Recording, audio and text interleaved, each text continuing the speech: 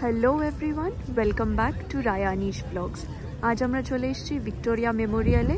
ইচ্ছে আছে আপনাদেরকে দেখানোর লাইট অ্যান্ড সাউন্ড শোটা, তাহলে সাথে থাকুন আর দেখতে থাকুন। এই হচ্ছে লাইট অ্যান্ড সাউন্ড শো এর টিকিট। এখানে যে লাইট অ্যান্ড সাউন্ড শোটা হয় তার ডিটেলসটা এখানে দেওয়া আছে। দেখুন কত টাকা করে টিকিট, কোন দিন কী কী ভাষায় হয়। চলুন এবার লাইট অ্যান্ড সাউন্ড শো, এই যে টিকিট, যার যার নিজের হাতে নিজের টিকিট নিয়ে নিন। শুরু হয়ে গেছে, চলুন আমরা এবার ভেতরে ঢুকি। এই যে আমরা এবার ঢুকছি, ভেতরে চলে এসেছি। এবার হচ্ছে লাইট অ্যান্ড সাউন্ড শো শুরু হবে।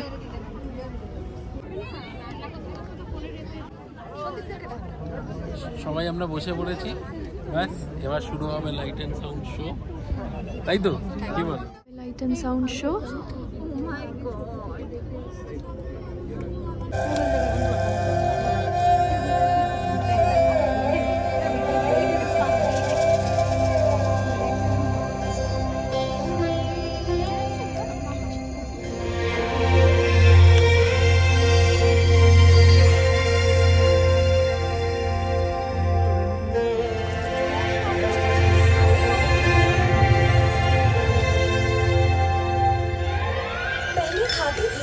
चावल, अब डिमसम है इन।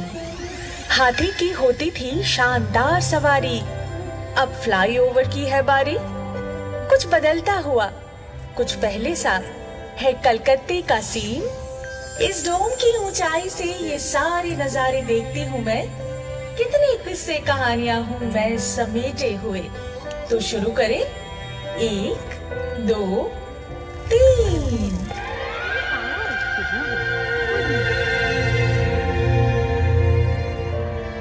कभी बनता था पटचित्र मेरा, अब बनता है मीम। उम्र है मेरी 300-400 साल और हजारों है थीम। लड़की तो भली है ये, मगर ना जाने क्या क्या भूल जाए। तभी खुद आ गया मैं बनाने एक बेहतरीन टीम।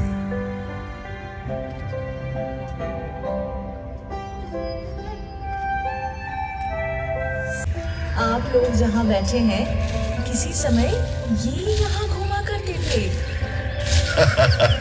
जुरासिक पार्क से पार्क स्ट्रीट का सफर तो बहुत लंबा है। अगर वहां से शुरू करोगी तो मोबाइल फोन तक पहुंचते पहुंचते 52 एपिसोड का सीरियल बन जाएगा। क्यों ना हम ब्लैक एंड व्हाइट के जमाने से शुरू करें? तो फिर मैं वहां से शुरू करूं?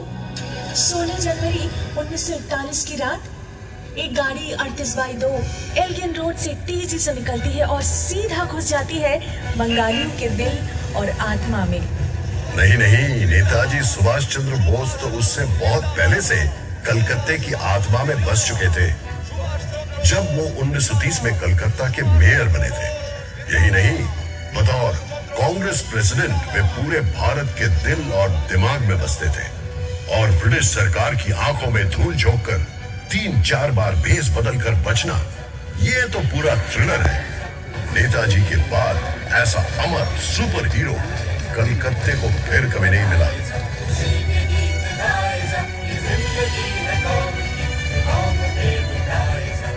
अच्छा, तो चलो ये भी बता दो कि कलकत्ते का सबसे बड़ा विलेन कौन है? इस पर तो मैं एक ऐसे विलेन का नाम लूंगा जिसका कोई नाम ही नहीं। नाम ही नहीं मतलब? 1989 में लगातार 6 महीनों तक एक अनजान व्यक्ति रात के अंधेरे में सड़क पर सोते हुए 13 बेघर लोगों का पत्थर से खून करता है। मीडिया ने उसे नाम दिया स्टोन मैन। नहीं, इतने भयानक किस्से से इतिहास की शुरुआत होगी? मुझसे पूछो तो सबसे बड़ा विलेन है अमिताभ बच्चन। अमिताभ बच्चन?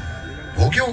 वाह भाई वाह, नौकरी की तो कलकत्ते में, थिएटर किया तो कलकत्ते में, पर फिल्मों की बारी आई तो पहुंच गए बंबई। क्या जाता अगर बांग्ला सिनेमा में ही रोमांटिक हीरो बन जाते? इस लॉजिक से तो क्लिफ रिचर्ड का बचपन भी यही गुजरा है, कलकत्ता में।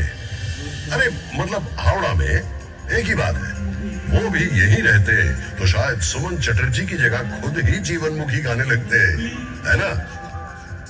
और पेले, वो भी तो कलकत्ता आए थे। और लियोनेल मेसी, वो भी तो। देखो, मैं एक बात साफ कह दूं, फुटबॉल को लेकर कोई मजाक नहीं। 1911 IFA शील्ड के फाइनल में मोहन बागान क्लब के जांबाज खिलाड़ियों ने अंग्रेज टीम ईस्ट यॉर्कशायर रेजिमेंट को 2-1 स्कोर से हरा दिया था। जरा सोचो तो, अंग्रेजों के राज में पराधीन देश अंग्रेज टीम को ही हरा देता है, और एक ऐसा दल जिसमें सभी भारतीय हैं। कलकत्ते के इतिहास में जगमगा रहा है ये दिन। वाकई, पर उसी साल ही तो भारत की राजधानी कलकत्ता से बदलकर दिल्ली कर दिया गया था। उससे पहले 139 सालों तक मैं ही तो राजधानी था, ब्रिटिश भारत का मोस्ट इंपॉर्टेंट शहर। ओहो, इसमें दुखी होने की क्या बात है? उन दिनों कलकत्ते में स्वाधीनता आंदोलन की एक ऐसी लहर थी जो अंग्रेजों से संभाले नहीं संभल रही थी। तभी उन्होंने 1905 में तय किया कि बंगाल को 2 भागों में बांट दिया जाए। लॉर्ड कर्जन ने एक चिट्ठी में लिखा था, कलकत्ता षड्यंत्र का एक महाकेंद्र बन गया है, इसे इस सिंहासन से हटाना ही पड़ेगा। अरे याद नहीं, सुरेंद्रनाथ बैनर्जी के नेतृत्व में राष्ट्रवादी इंडियन एसोसिएशन यहीं पर तो बनी थी। फिर यही गठित हुई ऑल इंडिया नेशनल कॉन्फ्रेंस, जिससे आगे चलकर कांग्रेस का जन्म हुआ। बंगाल के टुकड़े करने में असफल रहे। हाँ, तभी तो 6 साल बाद गुस्से में आकर राजधानी को ही बदल डाला। पता है इससे क्या साबित होता है? कि तुम एक बहुत ही प्रभावशाली शहर हो, अन्याय के खिलाफ आवाज उठाने वाला शहर। हाँ, जिसे एक दिन मजा के तौर पर जुलूस नगरी के नाम से पुकारा जाएगा, या फिर बीमार नगरी। अरे जाने दो, तुम्हें तो लोग सिटी ऑफ जॉय के नाम से भी पुकारते हैं। और ये भी तो सच है कि ब्रिटिश काल में तुम ब्रिटिश साम्राज्य के दूसरे खास शहर के रूप में जाने जाते थे। मतलब लंदन के बाद तुम्हारा इनाम आता था। अरे वो तो बस पैसों के लिए, सिर्फ कर संग्रह और झूठ बिक्रे से ही अंग्रेज करोड़ों रुपए कमा लेते थे। क्या मुसीबत है? अगर कलकत्ते की निंदा करूं तो तुम चिढ़ जाते हो, और तारीफ करूं तो खुद ही निंदा करने लगते हो। मतलब बस बहस करनी है ना? बहस करना तो मेरे खून में है। जानते हो भारत में पहला सेंसरशिप कानून क्यों बनाया गया था? क्यों? 1872 में जब गिरीश घोष ने इसी शहर में नेशनल थिएटर का गठन किया था, उनका पहला नाटक था दीनबंधु मित्रा का नील दर्पण। अच्छा। 3 साल बाद ये नाटक पूरे भारत में टूर कर रहा था। उसी दौरान एक दिन लखनऊ में यह नाटक चल रहा था, तो जिस सीन में भारतीय किसान आकर अत्याचारी नीलकर साहब को मारता है, उसे देखकर दर्शकों के बीच बैठे हुए ब्रिटिश सेना ने स्टेज पर चढ़कर सब तोड़-फोड़ करनी शुरू कर दी। क्या बात करते हो? अगले ही साल जब प्रिंस ऑफ वेल्स ने कलकत्ता का दौरा किया, तो समूह ने तुरंत उनके स्वागत समारोह को लेकर एक व्यंग्य नाटक का मंचन किया। क्या बात? उसके बाद अत्याचारी पुलिस कमिश्नर को लेकर भी एक और नाटक। फिर क्या था, तुरंत लागू हुआ ड्रामेटिक परफॉर्मेंस एक्ट, सेंसर की तलवार। जिसमें सेंस ज्यादा हो उसके पीछे सेंसर तो पड़ेगा ही। वहीं दूसरी तरफ जेम्स हिकी को देखो। 1870 में जब उन्होंने यहाँ से भारत का पहला समाचार पत्र द बंगाल गैजेट प्रकाशित किया, तब वे लेडी हेस्टिंग्स की गतिविधियों की आलोचना भरे लेख छापने से भी नहीं चुके। ठीक उसी तरह जैसे तुम्हारे आजकल की लिटिल मैगजीन सिस्टम का दोषारोपण करती रहती है। पूरा दिन विरोध, गुस्सा, अथॉरिटी पर व्यंग, यही सब यहाँ के लोगों के पेट में उबलता रहता है। तभी तो कलकत्ता वालों का लिवर जो है ना, इतना कमजोर है। अजी, ना तो हमारे लिवर में कुछ खराबी है और ना ही हमारे कैंटिलीवर में। हावड़ा ब्रिज एक कैंटिलीवर ब्रिज है ना?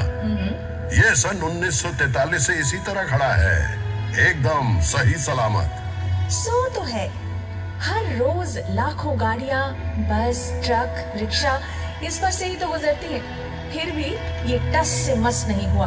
और सबसे हैरान करने वाली बात ये है कि इस पूरे ब्रिज में एक भी स्क्रू यानी पेच नहीं है। इसीलिए तो जिन लोगों के दिमाग का स्क्रू ढीला है वे अक्सर हावड़ा ब्रिज के ऊपर चढ़ जाते हैं।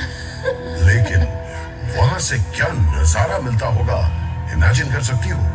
मैं इमेजिन नहीं कर सकती। लगभग 100 सालों से विक्टोरिया मेमोरियल की चोटी पर अपने पंख फैलाए खड़ी हूँ मैं। क्या आपको कोई अंदाजा है कि मैं यहाँ से क्या क्या देख सकती हूँ? मैंने प्रेम में डूबी जोड़ियां, उनकी नोकझोंक, ये सब देखे हैं। निकम्मे लोगों की भीड़ भी, और अकेडमी ऑफ फाइन आर्ट्स की एक्सपेरिमेंटल पेंटिंग्स भी। एक तरफ रेस कोर्स की घुड़सवारी की दौड़ में बेशुमार पैसे लुटाना, और दूसरी तरफ क्लबों में कोट पैंट पहने कलकतिया बाबुओं का अंग्रेजीपन। व्यूज और न्यूज तुम मुझे सिखाओगे, मैं तो तुम्हारी नस नस से वाकिफ हूँ। सिर्फ वाकिफ ही नहीं, तुम पर मेरी संगत का असर भी दिखता है। कभी तो हवा के झोंके से तुम तेजी से गोल गोल घूमने लगती हो, तो कभी गठिया के दर्द से तुम घूमना ही भूल जाती हो। और ये इमारत जिस पर तुम्हें इतना गर्व है, कभी तो इसे ताजमहल की नकल कहा जाता था। क्या बात करते हो? अरे हाँ, क्या इसे गाय के गोबर से काला नहीं किया गया था ताकि जापानी उस पर बमबारी न कर सके?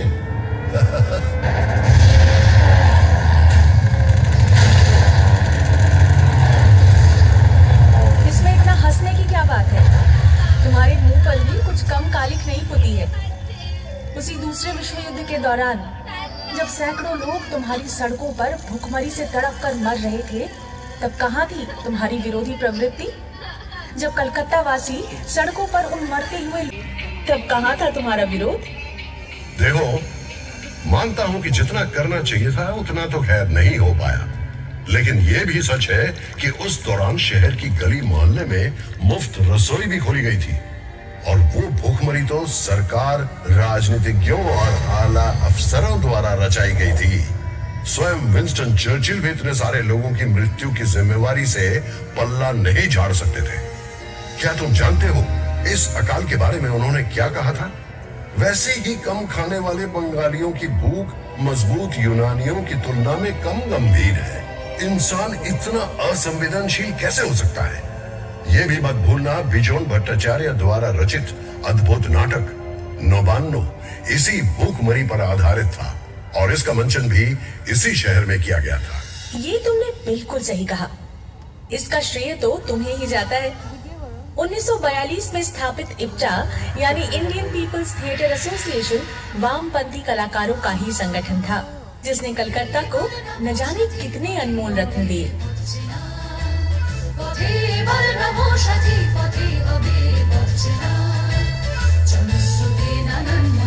और सिर्फ नौबान्नो ही क्यों, यहाँ से तो कई यादगार गाने, नाटक और फिल्मों का जन्म हुआ। इसी इप्टा ने ही तो कई जगमगाते हीरे दिए हमें।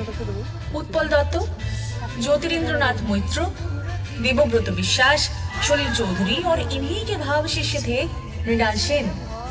यह दौर कितना प्रेरणादायक था ना। समाज को बदलने के लिए कला को एक हथियार के रूप में उपयोग करके हजारों लोगों को उत्कृष्टता और जुनून के साथ प्रेरित किया था इप्टा मूवमेंट ने।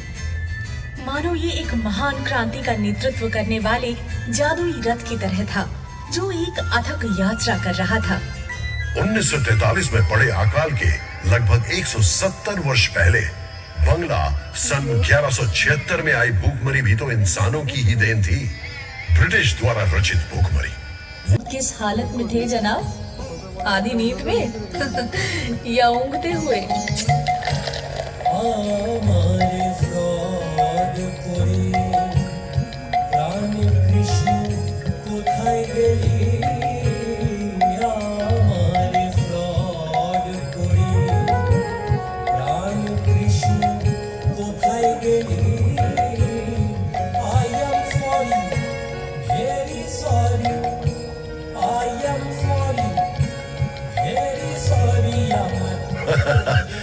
तब मुझे बड़ा मजा आता था।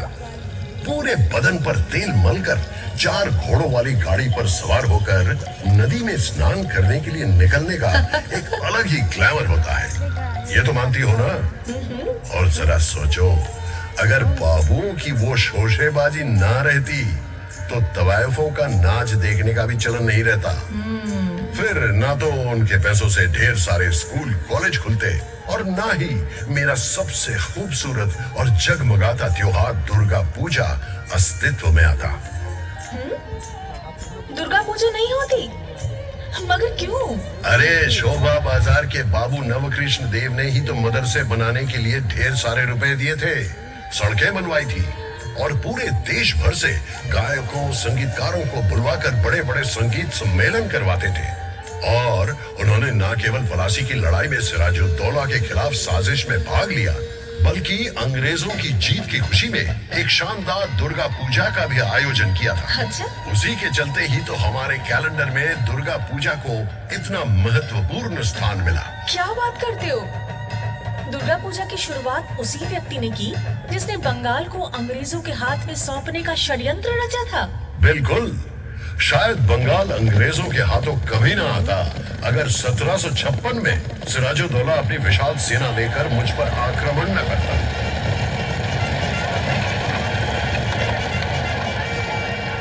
अगर वो ईस्ट इंडिया कंपनी की सेना की जमकर धुनाई ना करता तो अंग्रेज इतनी जल्दबाजी में एक नवाब के विरुद्ध जंग में कभी ना उतरते। जंग में तो वे जरूर उतरते, बस उनके प्रॉपर नाउन सब बदल जाते। और वैसे भी वो इस मुल्क पर कब्जा किए बिना कहां बैठे रहने वाले थे। 24 अगस्त 1690 को मूसलाधार बारिश के बीच कंपनी के एजेंट जॉब चार्नॉक ने जैसे ही अपनी नाव यहाँ बांधी, बस तभी से समय का पहिया घूमा और तुम्हारे इतिहास की शुरुआत हुई। यहाँ मैं तुमसे सहमत नहीं हूँ। एक नहीं दो पहलुओं से। चार्नॉक के पहुंचने के बहुत पहले कवि कंकन मुकुंदराम ने मेरे विषय में लिखा था। उससे भी पहले 1495 में कवि विप्रदास पिपिलाई ने अपना मनसा मंगल काव्य में भी मेरा जिक्र किया था। अच्छा? सावर्ण राय चौधरी के परिवार अंग्रेजों के आने के पहले से ही कलकत्ता में जमींदार थे। भाई वाह। मेरे इतिहास की शुरुआत तो बहुत पहले से हुई थी। और ना ही तुम ये कह सकती हो कि चार्नॉक के आगमन के साथ साथ चीजें भी बदतर हो गई। राम मोहन राय ने सतीदाह प्रथा बंद जरूर करवाई थी, लेकिन इतना बड़ा काम क्या वो अकेले कर सकते थे? यदि लॉर्ड बेंटिंक उनकी सहायता ना करते सो तो ठीक। क्या माइकल मधुसूदन दत्त बंगला काव्य का रुख बदल सकते अगर उन पर मिल्टन का प्रभाव न पड़ता? क्या बंकिम चंद्र बंगला में पहला उपन्यास लिख पाते अगर उन्होंने वॉल्टर स्कॉट न पढ़ा होता? बिल्कुल सही। क्या ईश्वर चंद्र विद्यासागर विधवा विवाह का प्रचलन शुरू कर पाते यदि उन्हें अंग्रेजों का सहयोग नहीं मिलता? कि क्या अनाप शनाप बोले जा रहे हो? तुम कैसे भूल गए कि शहीद खुदीराम बोस के पार्थिव शरीर पर फूलों की वर्षा करने के लिए हजारों लोगों ने तुम्हारी सड़कों पर लाइन लगाई थी। तुम्हारे राइटर्स बिल्डिंग के अत्याचारी ब्रिटिश अफसर को गोली मारने के बाद विनय बादल दिनेश ने आत्महत्या की थी। और हाँ, तुम्हारे एक प्रसिद्ध बैरिस्टर चित्तरंजन दास, वही जिनके कपड़े पेरिस से धुलकर आते थे, उन्होंने भी तो अपने सारे यूरोपियन कपड़ों को जलाकर खादी पहनना शुरू कर दिया था।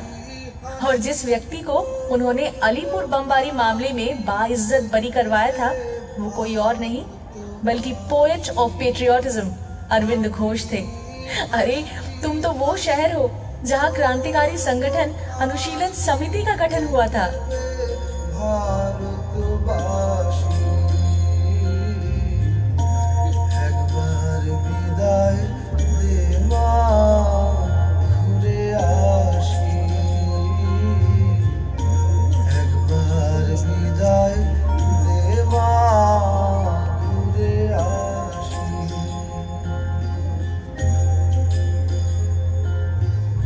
हाँ, सो तो है, मगर ये भी तो सच है, जिस मॉन्यूमेंट को 1828 में ईस्ट इंडिया कंपनी द्वारा दो युद्ध में जीत हासिल करने की खुशी में कमांडर डेविड ऑक्टरलोनी की याद में बनवाया गया था, 1969 में उसी का नाम बदलकर शहीद मीनार रख दिया गया, जिसे भारत के स्वाधीनता संग्राम में हुए शहीदों को समर्पित किया गया। इसमें नाराज होने की क्या बात है? मैं तो बस सोच रहा था। इसे कहते हैं ख्याली पुलाव पकाना। अगर कलकत्ता की सड़कों पर शेर चीते घूमते रहते तो फिर क्या होता? अरे बंगाल का शेर यानी कि बाघ, वो तो बहुत प्रसिद्ध है और वो कलकत्ता में ही रहते थे। कलकत्ता विश्वविद्यालय, जिसकी स्थापना 1857 में हुई थी, उसके ठीक 50 साल बाद 1907 में उन्होंने इसकी कमान संभाली और पूरी जिम्मेदारी के साथ उसका एक नया रूप दे डाला। वो थे सर आशुतोष मुखोपाध्याय। और बब्बर शेर? बब्बर शेर यानी सिंहो, हाँ वो भी है। काली प्रसन्न सिन्हा या काली प्रसन्न सिंहो, जिन्होंने एक ओर महाभारत का अनुवाद किया था तो दूसरी ओर मुझे लेकर हुतुम पेंचार नौकशा भी लिखा था। और गैंडा, उसका क्या? गैंडा तो वो लोग हैं जिनकी मोटी खाल को कलकत्ता के महापुरुषों की शिक्षा भी भेद नहीं कर पाई। उन्होंने राम मोहन राय की निंदा की और विद्यासागर के बारे में व्यंग गीत भी लिख डाले और हर गली मोहल्ले में गाते फिरते रहे, और वो सब उन्हें बर्दाश्त भी करना पड़ा। वास्तव में यही बातें दर्शाती हैं कि वे सब महापुरुष अपने समय से कितने आगे थे। विवेकानंद को भी तो ये सुनना पड़ा कि वे कोई सन्यासी नहीं थे, क्योंकि उन्होंने ईसाइयों की भूमि का दौरा किया और मांस खाया, जबकि उन्होंने ही शिकागो में अपने असाधारण भाषण से भारत का नाम रोशन किया। उनके गुरु श्री रामकृष्ण को भी तो सुनना पड़ा था कि वे अनपढ़ हैं, जबकि उन्होंने अपने सहज भाव तथा धर्म ज्ञान के प्रकाश से अनगिनत ज्ञानी और विद्वानों को एकत्रित कर लिया था। ये वही महात्मा है जिन्होंने जो तो मौत तो पौत का प्रचार किया, यानी कि जितने दृष्टिकोण हैं उतने ही रास्ते हैं। उन्होंने न केवल सर्वधर्म समभाव की बात की, बल्कि कलकत्ता के जीवन दर्शन के बारे में भी बताया।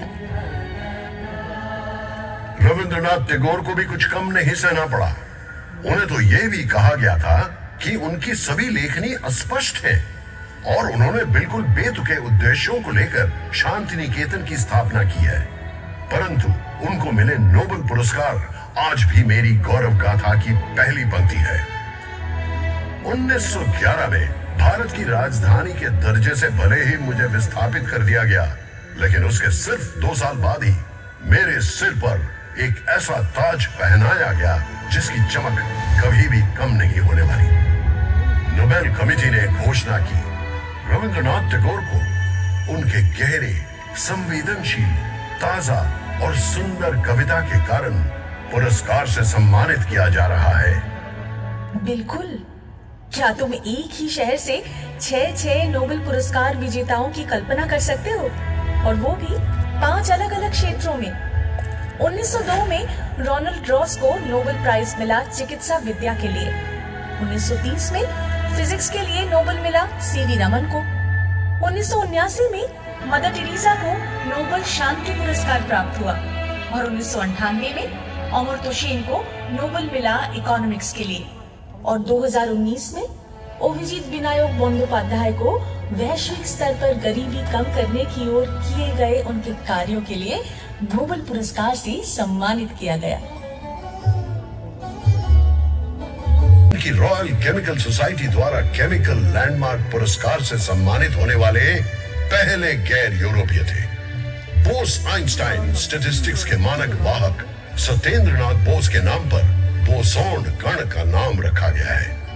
भारत में स्टैटिस्टिक्स चर्चा के जनक योजना आयोग के वास्तुकार प्रशांत चंद्र महलानबिस भी इसी शहर के निवासी थे, जिनका जन्मदिन अब नेशनल स्टैटिस्टिक्स डे के रूप में मनाया जाता है। गणेश हो, कैलेंडर के गणेश हो या फिर दीवार पर टंगे गणेश हो, सभी गणेश जी ऐसे दूध पी रहे थे जैसे कि मानो उनका जीवन उसी पर निर्भर हो।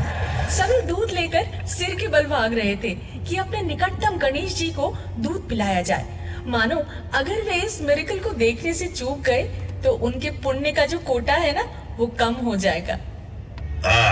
इसे ही कहते हैं डिरोजियो का फैंटम पंच। तुम उसे जानती हो? तुम्हारे से काफी पहले एक 17 साल का एंग्लो इंडियन लड़का जो हिंदू कॉलेज में अंग्रेजी का शिक्षक था, जिसने अपने छात्रों से कहा, तर्क करो, मान्य करो, अपने तर्क का उपयोग करो, परंपरा को चुनौती दो। और उसके लगभग सभी छात्र, उन्हें शिष्य कहना बेहतर है, जो दूर दूर तक यंग बंगाल के रूप में फैल जाते हैं और जुट जाते हैं समाज को सुधारने की कोशिश में। ये सब भी तो यहीं पर हुआ था ना। मुझे अच्छे से याद है किस प्रकार उन युवाओं ने रूढ़िवादी ब्राह्मणों को झकझोर कर समाज को सुधारने की कोशिश की।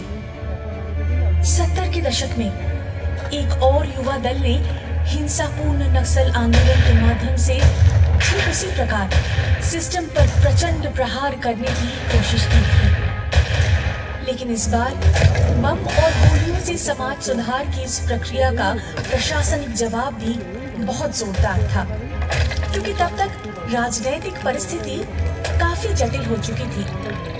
वो एक भयानक दौर था। रात भर बम के विस्फोटों और पुलिस जीपों की गड़गड़ाहट सुनाई देती थी और सुबह होते ही नजर आती थी गंगा के तट पर बहते हुए न जाने कितने प्रतिभाशाली युवकों की लाशें। गर्म जवान खून के धब्बों से तुम्हारा शरीर उस दिन लाल हो गया था। विचारधारा और परंपरा खो गए थे एक नए मुखौटे के पीछे। हाँ, जो तो मौत तो पौत। नक्सल आंदोलन किसी के लिए आतंक का कारण बना तो किसी के लिए रोमांटिक नॉस्टैल्जिया। चीन का चेयरमैन हमारा चेयरमैन, इस स्लोगन को लेकर कुछ लोग मुंह बनाकर मंद मंद मुस्कुराते हुए थे। पर मुझे बताओ, क्या कोई यहाँ रहकर चीन के नेता से प्रभावित नहीं हो सकता? क्या कलकत्ता विश्व नागरिकता का केंद्र नहीं? हाँ, यहाँ मैं तुमसे बिल्कुल सहमत हूँ। अकेला हिंदू कॉलेज ही इस बात का एक शक्तिशाली प्रमाण है। अंग्रेजी भाषा सीखनी है, पाश्चात्य संस्कृति को समझना है और उसे अपनी संस्कृति के साथ जोड़ना है। इन सिद्धांतों को लेकर, इन उद्देश्यों को लेकर भारत के अन्य किसी प्रांत में इस प्रकार का एक स्कूल स्थापित करना शायद नामुमकिन था। 1817 में अंग्रेजों और बंगालियों ने मिलकर एक ऐसा काम किया जो ना किया होता तो शायद बंगाल रेनेसा नहीं होता। हाँ बिल्कुल, मगर बंगाल रेनेसा का सोचता हूँ तो वाकई विश्वास नहीं होता। अकेले ठाकुर परिवार को ही देख लो, ऐसा लगता है मानो 10-10 प्रतिभाशाली व्यक्तियों के गुण उनके परिवार के एक एक सदस्य में भर दिए गए हो। द्विजेंद्रनाथ ठाकुर, जिन्होंने संस्कृत से बांग्ला में मेघदूतम का अनुवाद किया, बांग्ला में दर्शन शास्त्र पर किताबें लिखी, आशुलिपि के बांग्ला संस्करण में सुधार किया और यहाँ तक कि बक्से बनाने पर भी एक किताब लिख डाली। सत्येंद्रनाथ ठाकुर ये प्रथम भारतीय IAS थे और उस जमाने में अपनी पत्नी को अपने साथ विदेश लेकर गए। अच्छा? ज्योतिरेंद्रनाथ ठाकुर एक श्रेष्ठ चित्रकार, नाट्यकार, निर्देशक और अभिनेता थे। देवेंद्रनाथ ठाकुर ने तो सिर्फ 3 घंटों में डिक्टेशन देकर ब्राह्मो धर्म पर पूरी किताब ही लिख डाली। गगनेंद्रनाथ ठाकुर एक असाधारण चित्रकार थे। वो कार्टून बनाने के साथ साथ क्यूबिस्ट पेंटिंग भी बनाते रहे। क्या बात है। और अवनींद्रनाथ के चित्र और कहानियां दोनों ही बंगाली संस्कृति का खजाना माने जाते हैं।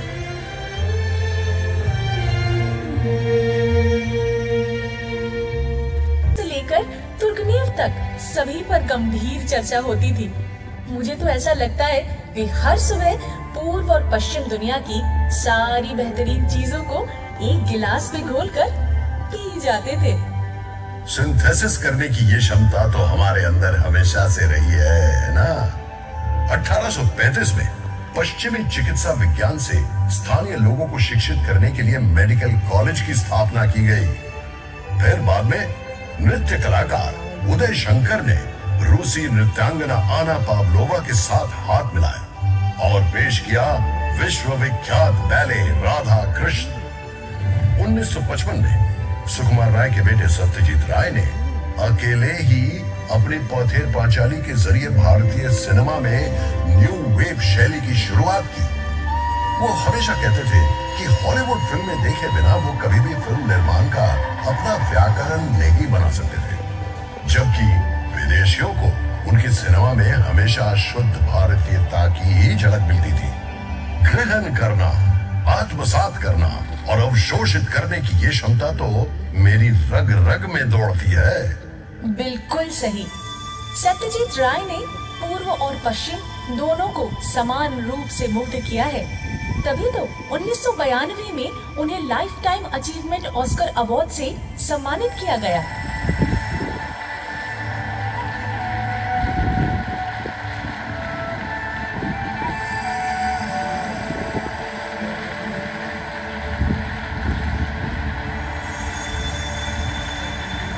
वही क्यों, उसी वर्ष की शुरुआत में सुब्रतो कलकत्ता वासी तुरंत एक दूसरे व्यक्ति को पेश कर देंगे और कहने लगेंगे, भाई इनमें क्या कमी है, इन्हें इनका हक क्यों नहीं मिला? क्यों नहीं, कलकत्ता के लोग विजेताओं को लेकर जश्न मनाना भी जानते हैं और साथ साथ जो लोग पीछे छूट गए हैं उनका सम्मान करना भी।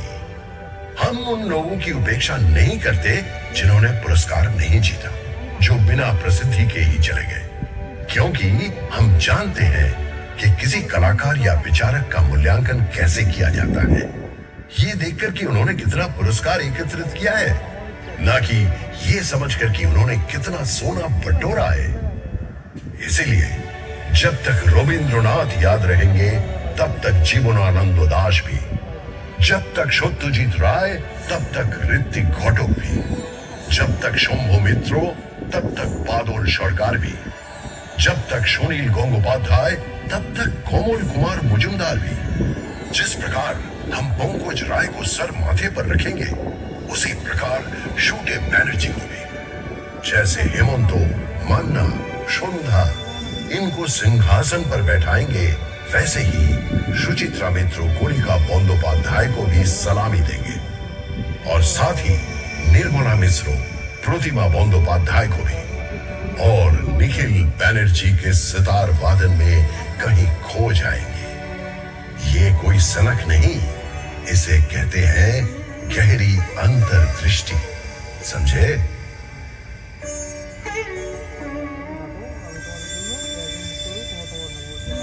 समझे, लेकिन कृपया मुझे ये बताइए कि ये केवल जाने माने लोगों पर ही क्यों लागू होता है? ये सोच 1947 में विभाजन के बाद आई। कलकत्ता अगर एक और पराजित व्यक्ति को शरण नहीं दी होती तो शायद ये बिरयानी भी यहाँ नहीं मिलती। मतलब तुम किसकी बात कर रहे हो? वाजिद अली शाह, अवध के नवाब।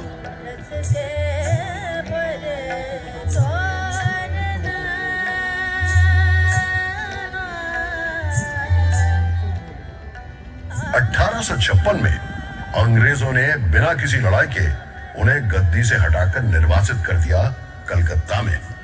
उन्होंने डेरा डाला मेटिया बुरुज में। धीरे धीरे संस्कृति में, कपड़ों में और खान पान में मेटिया बुरुज छोटा लखनऊ बन गया। इस प्रक्रिया में स्थानीय संगीत और नृत्य भी प्रभावित हुए, लेकिन उससे कई गुना ज्यादा प्रभावित हुए कलकत्ता वालों का खाने का स्वाद और खाना पकाने के बर्तन आदि। अभी कलकत्ता की सड़कों के किनारे जो कबाब और बिरयानी की दुकानें दिखाई देती हैं, उनकी जड़ें उस शर्मनाक निर्वासन के इतिहास से जुड़ी है। जीवन धन का कुछ भी व्यर्थ नहीं जाता, कलकत्ता ने सदा शान से ये माना है। लेकिन जब हम 1946 के दंगों को याद करते हैं, तब ये शान शायद फीकी पड़ जाती है। वो भीषण हिंदू मुस्लिम दंगे जो करीब एक हफ्ते तक चले थे।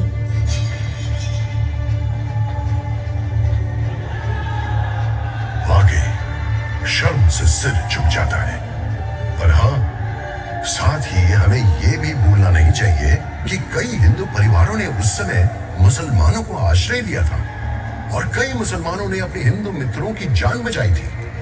कलकत्ता हमेशा उसी जज्बे को संजोकर आगे बढ़ता रहा है। खैर, वो जो